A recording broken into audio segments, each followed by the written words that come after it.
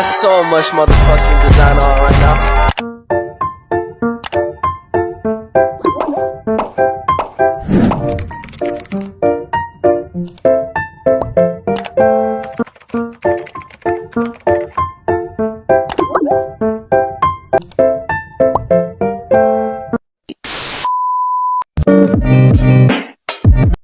Bismillahirrahmanirrahim.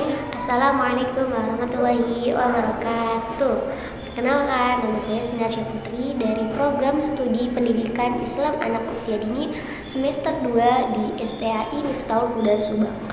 Tujuan saya membuat video ini untuk memenuhi salah satu tugas mata kuliah, yaitu pengantar studi Al-Quran yang diampu oleh Bapak dosen Dr. Adudin Alijaya atau yang sering dipanggil dengan sebutan Ayah.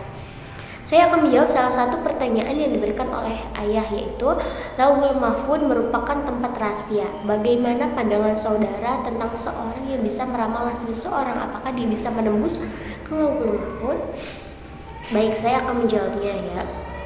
Menurut saya, tidak ada satupun makhluk di dunia ini yang bisa meramal nasib seseorang atau bisa menembus ke Lauhul Mahfud kecuali siapa yang dikehendakinya. Seperti dalam Quran surat Al-Jin ayat 26 dan 27, yang artinya dia mengetahui yang gaib tetapi dia tidak memperlihatkan kepada siapapun tentang hal yang gaib itu kecuali kepada Rasul yang diridhoinya.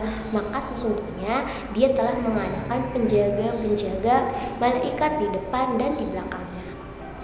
Nah, karena itu ya, jikalau ada manusia yang mengaku bahwa dirinya bisa meramal nasib seseorang, bisa menembus ke Lauhul Mahfud, nah bahwasanya dia itu telah berdusta.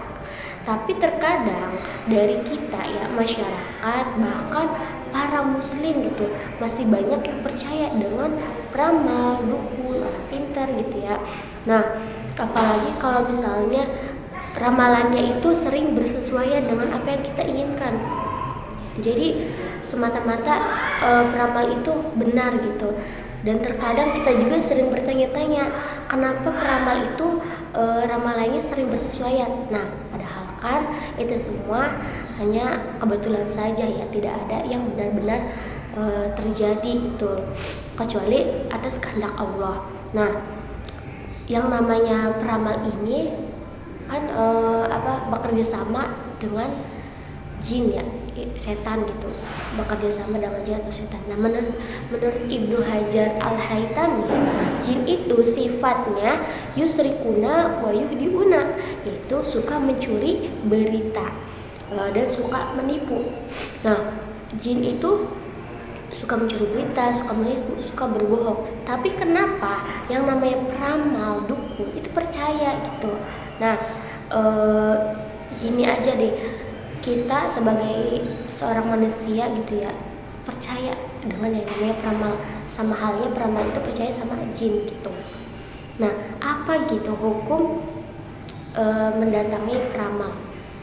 Di dalam hadis disebutkan bahwasanya man ata'arrafan fasa'alahu an syai'in lam tuqbalahu sholatul arba'ina lailatan.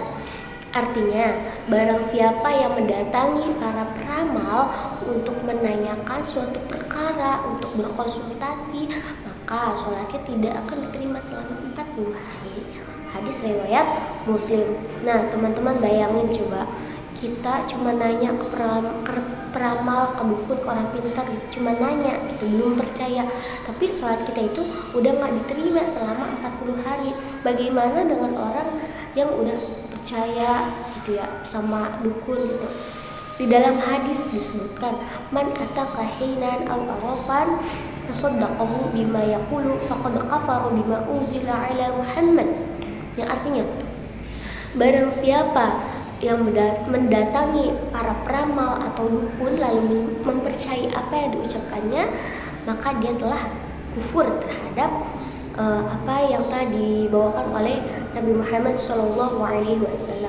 Nah, kita udah nanya, udah percaya, sholatnya diterima, kafir juga ya Allah, na'udzubillahimin zalik. Jadi buat teman-teman, jangan percaya dengan yang namanya ramalan dukun, ramalan zodiak, ramalan tanggal ya, karena semua itu bohong ya. Jadi kesimpulannya, qul la ya'lamu ma fis samawati wal ardh. Katakanlah Muhammad, tidak ada satupun di langit dan di bumi ini yang mengetahui tentang al-ghaiba illallah, tentang yang gaib kecuali Allah. Quran surat An-Naml ayat 65. Nah, jadi jangan sampai kita terjerumus ke dalam jalan yang sesat ya. Mungkin cukup sekian dari saya. Mohon maaf atas kekurangannya. Kelebihan datangnya dari Allah, kekurangan datangnya dari diri saya sendiri. Akhir kalam, wassalamualaikum warahmatullahi wabarakatuh.